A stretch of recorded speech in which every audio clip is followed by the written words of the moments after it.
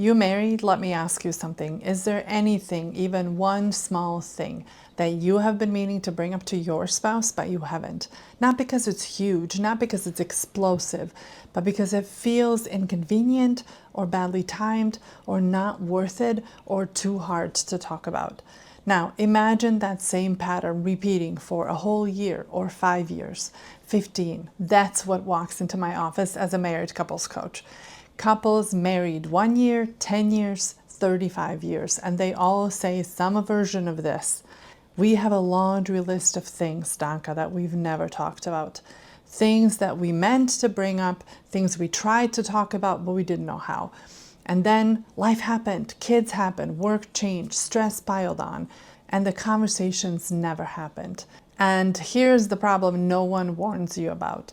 Those conversations, they don't disappear, they accumulate. Today, I'm going to show you what that accumulation actually does to your marriage and why waiting almost always makes it harder and not easier.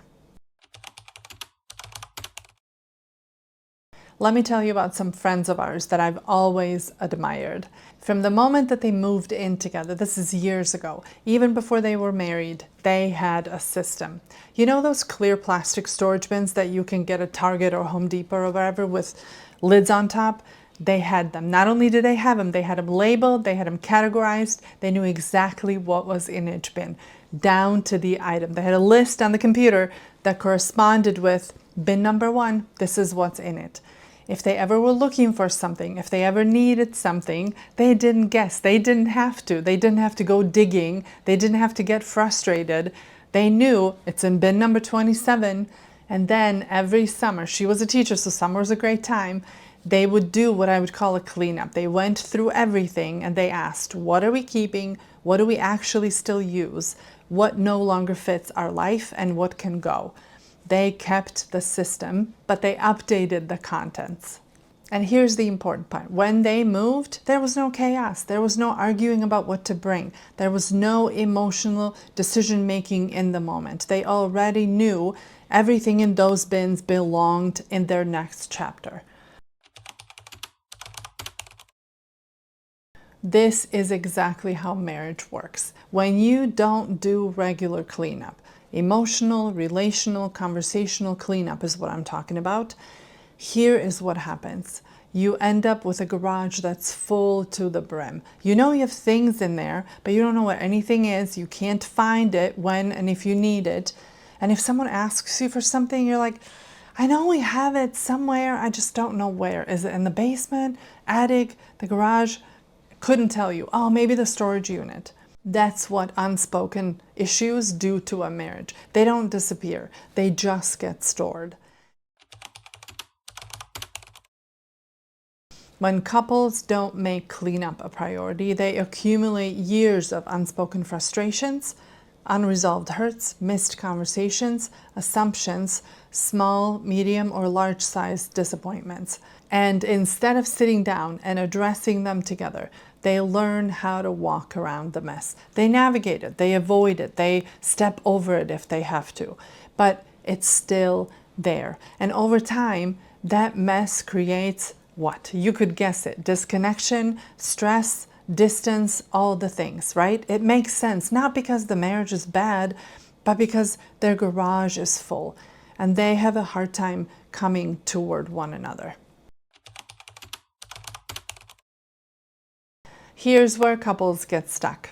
They say, it's not that big of a deal. It doesn't feel mission critical, right? The house isn't on fire. It doesn't feel that urgent. And you're right. If your house were actually on fire, you would not delay. I cannot see that happening. You wouldn't say, oh, let's talk about this later. You would act immediately, literally.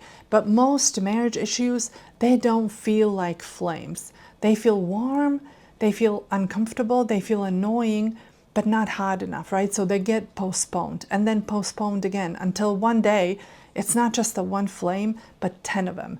And now the house all of a sudden, which it feels like all of a sudden, but it feels unbearable. Here's the part that couples don't realize. When things go unaddressed, resentment grows quietly, slowly, yours, your spouse's, then yours again. And resentment doesn't stay in the garage. It sits with you in the living room, on date night, on vacation, in everyday conversations. You cannot build closeness when resentment is taking up so much space. So how often should cleanup happen?